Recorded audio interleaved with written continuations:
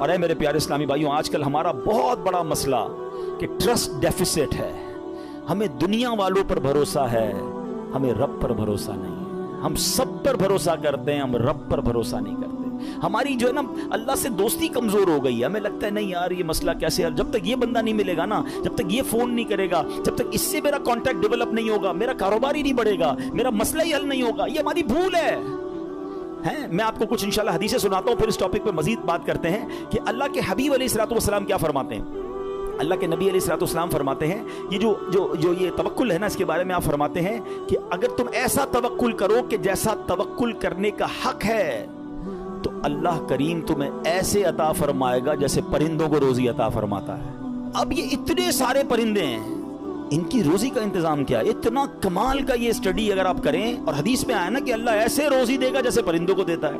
کبھی بھی آپ کے گھر میں بھی کوئی پرندہ ہو، آپ نے اس کے گھونسلے میں دیکھا کوئی چھوٹی سی اس نے کبٹ بنائی ہوئی ہو اور 2-4 دن کا چارہ جمع کیا ہو؟ کسی پرندے کے پاس دیکھا ہے؟ نہیں. اس کا مطلب یہ ہوا کہ 800 ارب پرندے اپروکسیمیٹلی ڈیلی صبح گھر سے نکلتے ہیں، اپنے درختوں سے اڑتے ہیں، اور جب شام واپس آتے ہیں ان سب کو اللہ پاک روزی دے چکا ہوتا ہے. توکل کا لیول دیکھیں نا، توکل ہے نا، ان کو کل کا جمع ہی نہیں کر رہا. ہمارے کبڈز بھرے ہیں، ہمارے اکاؤنٹس بھرے ہوئے، ہماری جیبوں میں پیسے، ہمارے اناج کے ڈبے کھولے کچن میں تو کچھ نہ کچھ نکل آئے گا، مگر فکر ہی ختم نہیں ہوتی. کال کرو تھینو، پرسوں کیا ہوگا، 1 سال بعد کیا ہوگا، بچہ بڑا ہو جائے گا تو کیا ہوگا، یہ بوڑھا ہو جاؤں گا کیا ہوگا، میں مر جاؤں گا تو کیا ہوگا. ارے اللہ کے بندے، سارے کام ہمارے سوچنے کے ہیں ہی نہیں. جس رب نے پیدا کیا ہے مجھے، وہ مجھے دے رہا ہے. جس نے بچوں کو پیدا کیا اس کو بھی دے گا. بچی پیدا نہیں ہوتی، ہماری ٹینشن شروع ہو جاتی اس کی شادی کا کیا ہوگا. ارے بھائی ابھی تو پیدا ہوئی ہے، تو ابھی سے ٹینشن لینے شروع کر دی ہم نے. نہیں، اللہ پر بھروسہ، یقین. وہ کریم ہے، وہ مالک ہے، ساری دنیا کو عطا کر رہا ہے، مجھے بھی دے گا. بڑا خوبصورت جملہ علماء کہتے ہیں، وہ چونٹی کو کن دیتا ہے اور ہاتھی کو من بھی وہی دیتا ہے. ہاتھی کی خوراک دیکھی ہے، وہ منو کھاتا ہے، چونٹی ذرہ کھاتی ہے، وہ ذرے چونٹی کو ذرہ بھی پہنچا دیتا ہے اور ہاتھی کو منو بھی پہنچا دیتا ہے. تو وہ مجھے بھی دے گا، بس لیول چاہیے. ایک اور بڑی خوبصورت حدیث پاک ہے، اللہ کے نبی علیہ الصلوۃ والسلام فرماتے ہیں، جس کو یہ پسند ہو کہ وہ لوگوں میں سب سے زیادہ قوی ہو جائے. ہم میں سے بہت سارے لوگ بڑے کمزور ہوتے ہیں، ڈر جاتے ہیں، خوف زدہ رہتے ہیں. یہ ان کے لیے حدیث کا پارٹ بڑا زبردست ہے. آپ فرماتے ہیں جو یہ چاہتا ہے کہ سب سے زیادہ قوی ہو جائے تو اسے چاہیے کہ اللہ عز و جل پر توکل کرے. اور جس کو یہ پسند ہو کہ وہ زمانے میں باعزت ہو جائے، اسے چاہیے تقوی اختیار کرے. اور جس کو یہ بات پسند ہو کہ سب لوگوں سے زیادہ دولت مند ہو جائے، تو اپنے پاس موجود شے سے زیادہ اس پر اعتماد کرے جو اللہ تعالیٰ کے دستے قدرت میں ہے. ہم اپنے مال پر بڑا بھروسہ کر رہے ہوتے ہیں، یار بھائی دیکھو پیسے جمع کر لو، مصیبت میں کام آئیں گے. ہاں کوئی بیمار ہو گیا نا تو اچھا ڈاکٹر کر سکو گے. مکہ مدینے جانا ہے نا تو حج کے لیے پیسے چاہیے گے. یہ بھول ہے ہماری. مجھے بتائیے، آپ کے پاس کروڑوں روپے ہیں، آپ دنیا کا بیسٹ ڈاکٹر ہائر کر لیں، بیسٹ ہاسپٹل پہ چلے جائیں، اللہ نے شفا نہیں دینی تو نہیں دینی. ہاں مجھے کووڈ کا زمانہ یاد آ گیا. پیسے کم تھے لوگوں کے پاس، منتیں کر رہے تھے کہ ہاسپٹل میں کمرہ مل جائے، بیسٹ کمرہ لے لیا، سلنڈر لے لیا، بڑی سورسیں لگتی تھی. مجھے یاد ہے اچھی طرح، مجھے دبئی سے کال آئی تھی.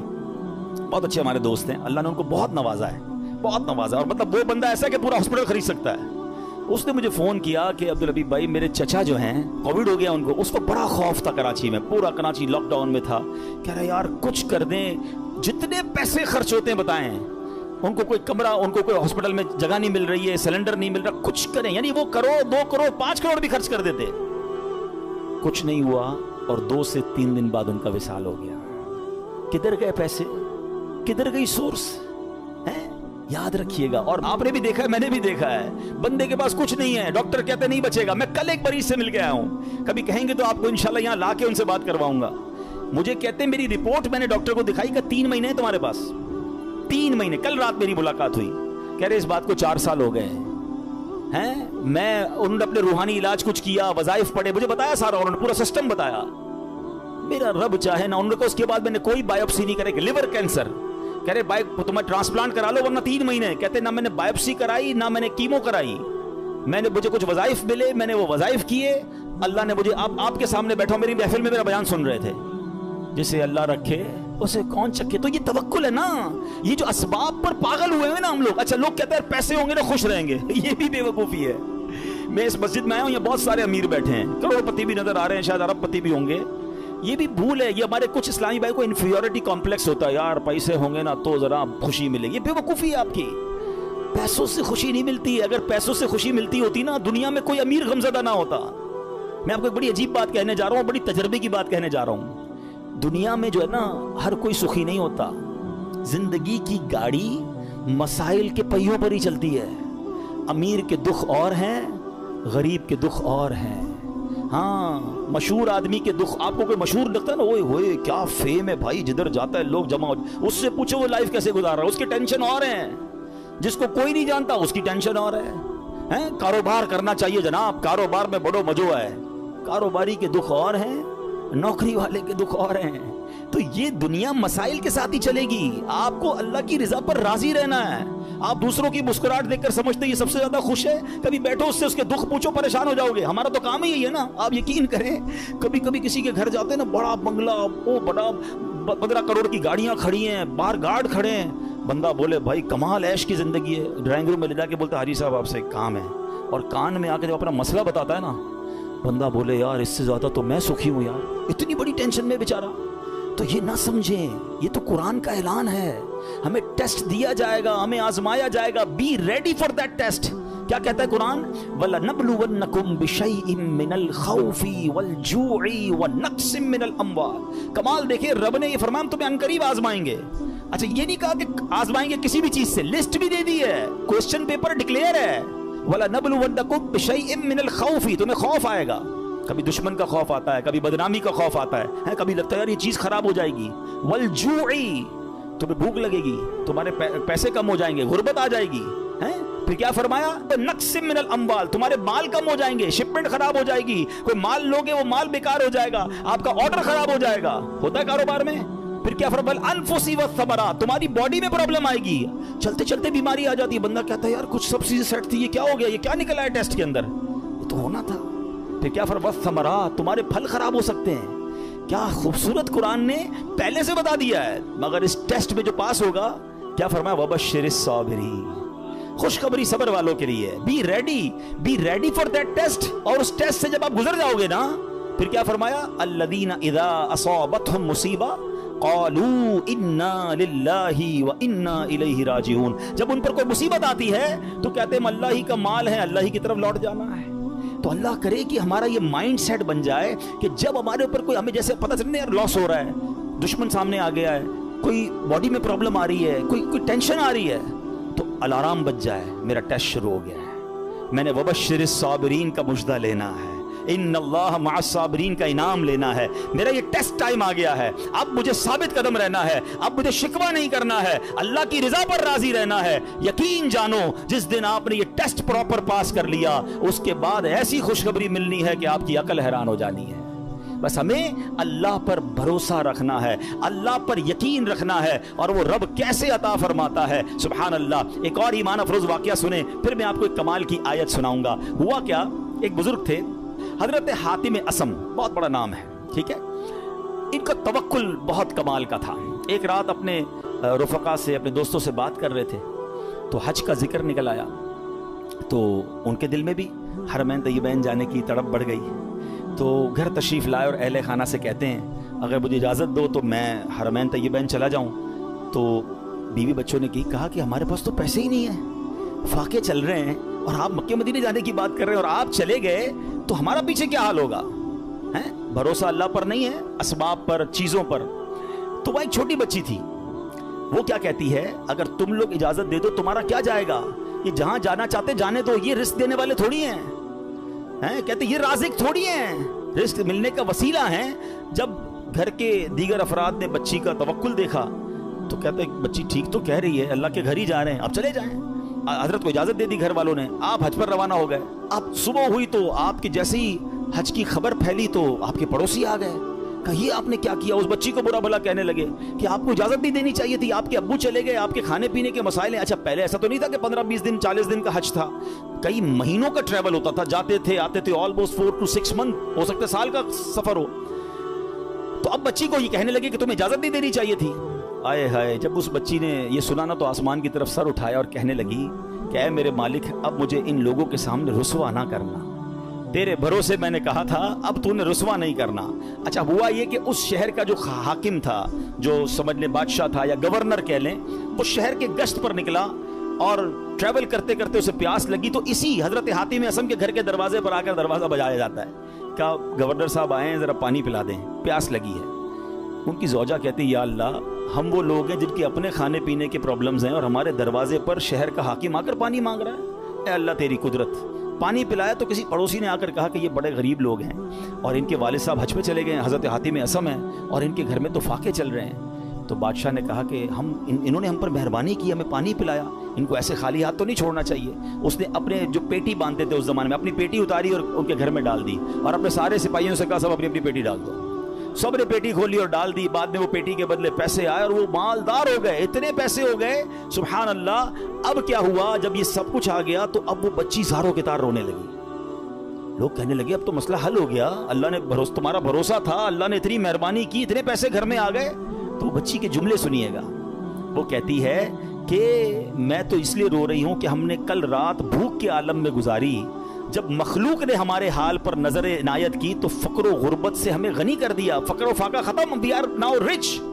وہ کہتی جب اللہ کریم ہمارے حال پر نظر فرمائے گا تو لمحہ بھر کے لیے بھی ہمیں کسی کا محتاج نہ رہنے دے گا۔ پھر بچی نے بارگاہ خداوندی میں دعا مانگی، اے اللہ ہمارے والد پر نظر رحمت فرما اور ان کے لیے آسانی فرما دے، وہ تیری راہ میں روانہ ہوئے ہیں۔ کیا کمال کی بچی ہے۔ اور جب اس بچی نے یہ دعا کی تو پھر ہوا کیا سبحان اللہ کہ دوسری طرف سیدنا حاتم اصم جب حج کے قافلے کے لیے روانہ ہوئے تو راستے میں امیر قافلہ شدید بیمار ہو گیا۔ لوگوں نے اس کے لیے ڈاکٹر کو تلاش کیا تو ڈاکٹر نہیں ملا۔ امیر قافلہ نے پوچھا کوئی ہمارے ساتھ نیک بندہ ہے، اللہ کا کوئی نیک بندہ؟ لوگوں نے کہا ہاں ہمارے ساتھ تو حضرت حاتم اصم ہے۔ امیر کے پاس آپ گئے، امیر کے لیے دعا کی، اسی وقت اللہ پاک نے وہ تکلیف امیر کی دور کر دی۔ تو امیر نے حکم دیا کہ ان کے لیے کھانے پینے اور سواری کا انتظام کر دیا جائے۔ آپ رحمۃ اللہ تعالیٰ علیہ اپنے بچوں کے لیے پریشان تھے جن کو پیچھے چھوڑ کر آئے ہیں، اسی حالت میں آپ کی آنکھ لگ گئی، خواب میں کسی نے کہا حاتم جو ہمارے ساتھ اپنا معاملہ درست کر لیتا ہے ہم بھی اس کے ساتھ اپنا معاملہ درست کر لیتے ہیں۔ آپ کو اہل و عیال کے ساتھ جو پیچھے مدد ہوئی نا وہ بھی خواب میں بتا دیا گیا۔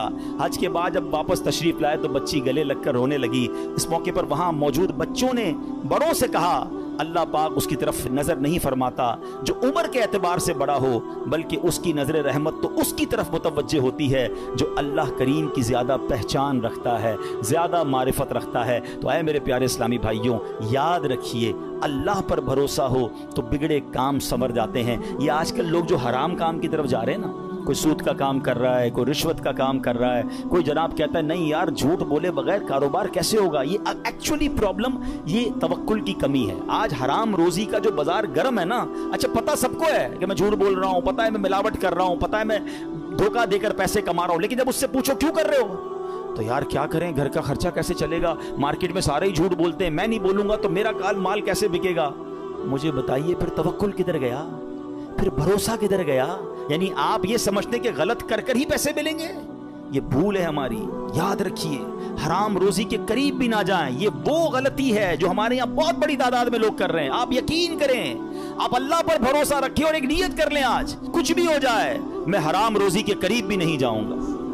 پھر دیکھیں آپ کے مسئلے کیسے حل ہوتے ہیں۔ سب سے بڑا پرابلم پتہ ہے کیا ہے؟ ہمارے مسئلے حل نہیں ہو رہے، ہمیں سکون نہیں ملتا ہے، ہماری ٹینشنیں دور نہیں ہوتی ہیں۔ پلیز چیک کیجئے روزی حلال ہے کہ نہیں ہے۔ ایک بار حضرت موسیٰ علیہ نبینا علیہ السلام نے ایک شخص کو دیکھا کہ وہ زارو کتار رو رہا ہے، ہاتھ اٹھا اٹھا کر دعائیں کر رہا ہے، یا اللہ یا اللہ یا اللہ۔ حضرت موسیٰ تو اللہ سے بات کرتے تھے، آپ نے اللہ سے عرض کی مولا یہ اتنی دعائیں کر رہا ہے، اس کی دعا سن لے، اس کی پکار سن لے، اس کا مسئلہ حل کر دے۔ اللہ نے فرمایا اے موسیٰ یہ اتنا روئے کہ روتے روتے مر جائے، یہ اتنے ہاتھ بلند کرے کہ اس کے ہاتھ آسمان تک پہنچ جائیں، تب بھی اس کی دعا قبول نہیں ہونی ہے۔ حضرت موسیٰ نے کہا یا اللہ وجہ کیا ہے؟ فرمایا یہ حرام کھاتا ہے، حرام پہنتا ہے اور اس کے گھر میں حرام مال ہے، خدا را اس سے نکل آئیے۔ ہمت کیجئے، ایک بار آپ بھروسہ کیجئے اللہ پر۔ مجھے اندازہ ہے اس طرح کے بیان ہوتے ہیں نا تو ڈبل مائنڈڈ ہو جاتا ہے بندہ، یار بات ٹھیک ہو رہی ہے مگر پورا امپائر کھڑا ہوا ہے، پوری فیکٹری چل رہی ہے، پورا بزنس ہی سود پہ چل رہا ہے، جھوٹ پہ چل رہا ہے، بہت ساری غلطیاں ہیں، کیسے نکلوں؟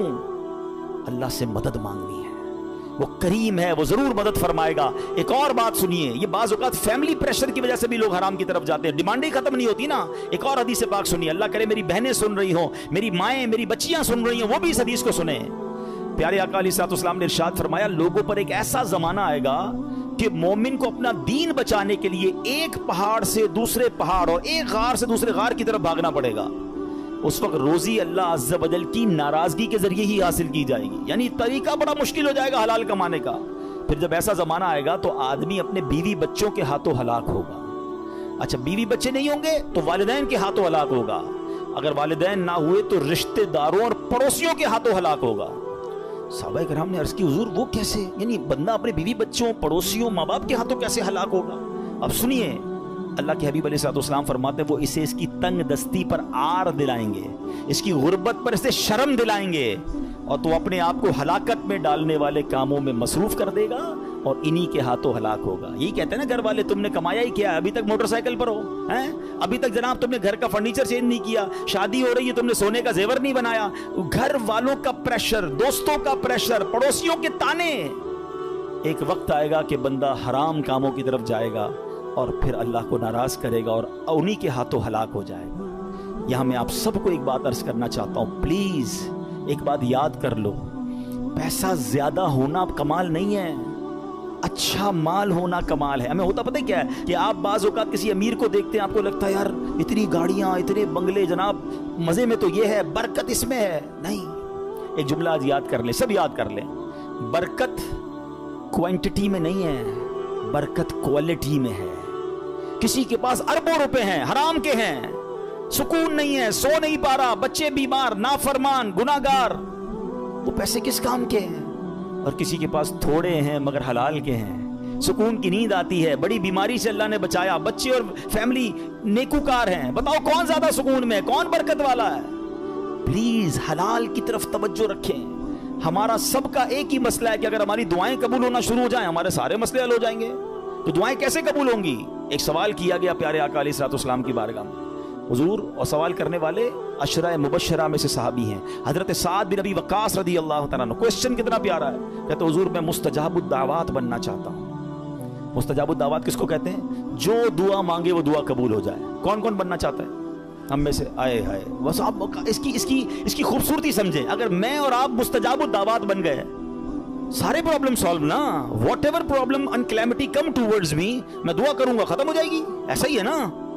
اب نبی پاک علیہ الصلوۃ والسلام نے اس بیوٹیفل کوسچن کا آنسر کوئی بہت بڑا نہیں دیا. اللہ کے نبی علیہ الصلوۃ والسلام نے ون لائنر آنسر دیا. آقا نے فرمایا, اے سعد, اپنی غذا پاکیزہ کر لو تو مستجاب الدعوات بن جاؤ گے. ہائے ہائے, واٹ اے بیوٹیفل وے. بس ہمارا نوالا پاکیزہ ہو, ہمارا رزق پاکیزہ ہو. چھوڑ دو ملٹیپلیکیشن کو, یار وہ آگے بڑھ گیا, میرا تو پھر 2000 گز کا بنگلہ کیسے بنے گا, تو V8 کدھر سے لوں گا, تو جناب اتنا ٹریول کیسے ہوگا, یہ سب چھوڑ دیں. آپ ہمت رکھیں. اور میں آپ کو ایک اور جملہ آج بتا دیتا ہوں, جس شخص نے حرام کو چھوڑا ہے نا, وہ نیچے نہیں گیا ہے. دوبارہ شروع میں نے کیا کہا تھا, ایک میرا اور آپ کا کیلکولیٹر ہے, ایک رحمت کا کیلکولیٹر ہے. آپ مجھے ایک بات کا جواب دیں. میں نے کئی بار یہ واقعہ بیان کیا, چلو میں اس کو شارٹ کر دیتا ہوں. ایک مبلغ کو ایک بندہ ملا اور کہتا ہے, جناب میں آپ کا بیان سنا اور مجھے ذہن بن گیا حرام چھوڑنے کا. یورپ کی بات ہے. وہ کہتے ہیں میرے اسٹور پہ شراب بکتی ہے, اور بھی سامان بیچتا ہوں, لیکن شراب بھی بیچتا ہوں. میں شراب بیچنا چھوڑوں گا, پیسے ہی پورے نہیں ہوں گے, کرایہ ہی نہیں نکلے گا, بچوں کا کیا ہوگا؟ تو اس مبلغ نے اس بندے کو یہ کہا, جو میں آپ سب کو اور میرے ویورز کو بھی کہنا چاہتا ہوں, کہ یار ایک بات بتاؤ, تم حرام کما رہے ہو؟ کہتا ہے ہاں. اللہ دے رہا ہے, روزی مل رہی ہے؟ کہا مل رہی ہے. تم حلال کماؤ گے تو کیا وہ روزی بند کر دے گا؟ مجھے بتائیں نا, رزق دینے والا کون ہے, رازق کون ہے؟ میں اللہ کی نافرمانی کروں وہ دے رہا ہے, اور مجھے ڈر یہ ہے کہ میں اس کو راضی کروں گا اور وہ بند کر دے گا. یا تو روزی دینے والا کوئی اور ہوتا تو سمجھ آتی بات کہ بھائی عبادت اللہ کی کروں گا, وہ بندہ ناراض ہو جائے گا. جب روزی دینے والا رب ہے, میرا ایمان ہے, عقیدہ ہے, اس کا مطلب یا تو وہ ایمان کمزور ہے, اور اگر وہ توکل مل گیا تو یہ ڈیفینیٹلی ہوگا کہ آپ اللہ کی ناراضی چھوڑے, آپ کو اندازہ نہیں ہوگا کہاں سے روزی آنا شروع ہو جائے گی. ہوا کیا پتہ, سنیں, یہ میں آپ کو پریکٹیکل واقعہ بتا رہا ہوں. 1 یا 1.5 سال بعد اسی مبلغ کی اسی نوجوان سے پھر یورپ میں ملاقات ہوئی. وہ نوجوان ڈھونڈتا ہوا آیا, کہتا ہے میں یاد ہوں آپ کو. کہتے ہیں یار کچھ یاد تو آ رہا ہے، آپ سے ملاقات ہوئی تھی. کہا میں وہی ہوں جس نے آپ سے وعدہ کیا تھا میں شراب نہیں بیچوں گا. آپ نے کہا تھا کہ اللہ تمہاری روزی میں برکت دے گا، ایسا ہی ہوا ہے، میں نے شراب بیچنا چھوڑ دی، پتہ نہیں کدھر سے روزی آ رہی ہے، اللہ نے برکت ڈال دی ہے. یہ ایک ٹیسٹ ہوتا ہے، یہ ایک پلان آپ کو پہلے لگے گا نہیں ہوگا، اور بعض اوقات کچھ دنوں تک آزمایا بھی جائے گا. آپ بولیں یار مولانا صاحب نے کہا تھا کہ بھائی حرام چھوڑ دو، پیسے زیادہ ہو جائیں گے، میں تو روز کی رشوت 10,000 روپے لیتا تھا، میں نے چھوڑ دی، آج تو 11,000 روپے نہیں آئے. ایسا نہیں ہوگا، کچھ دن آزمایا جائے گا. ہو سکتا ہے اللہ تھوڑی میں ہی تمہیں سکون عطا کر دے، تمہیں برکت ڈال دے، یا پھر تمہیں اپنے غیب کے خزانوں سے عطا فرمائے.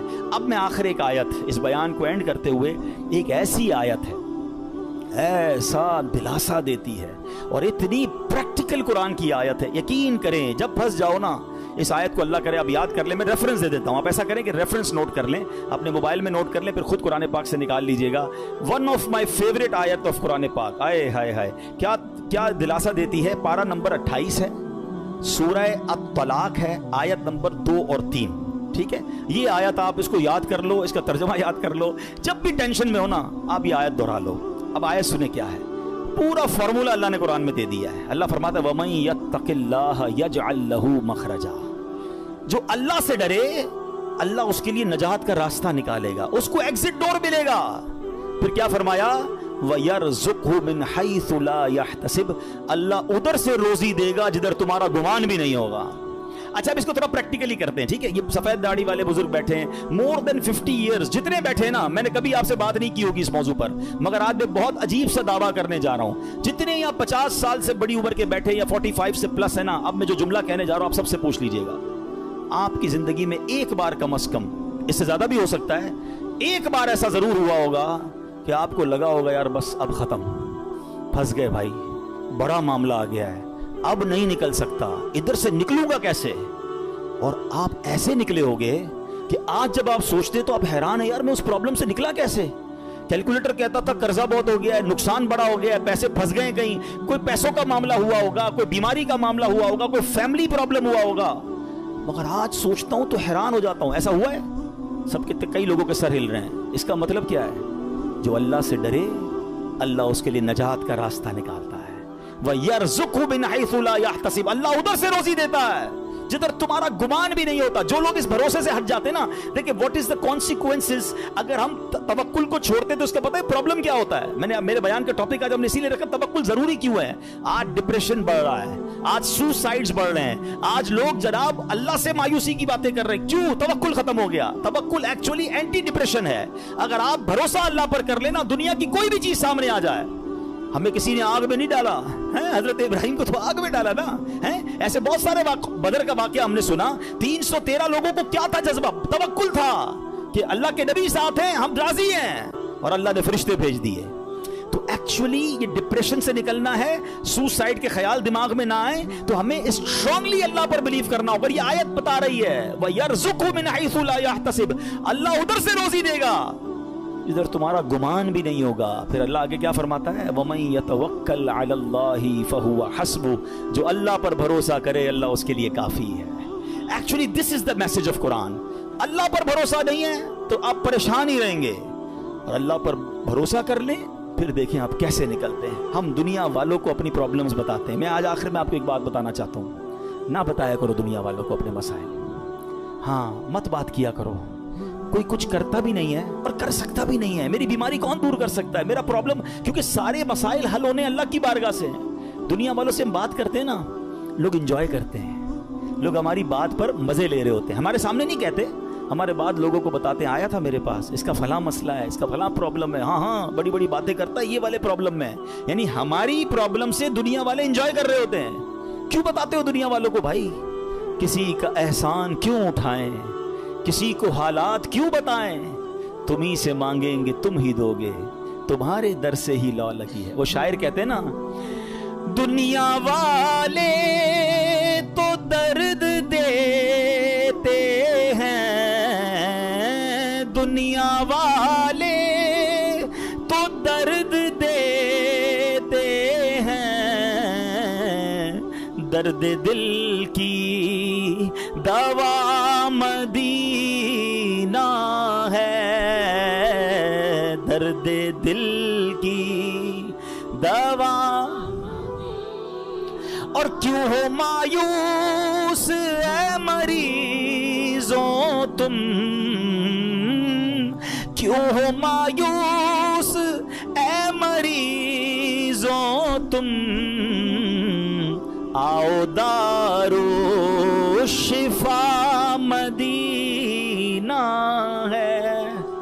تو ہمیں اللہ اور اس کے رسول کی طرف نظر رکھنی ہے، ہم نے دنیا والوں کو نہیں بتانا ہے۔ تو ہمیں اللہ پر جب بھروسہ ہوگا نا، میں آپ کو مشورہ دیتا ہوں، آپ اللہ سے باتیں کیا کرو۔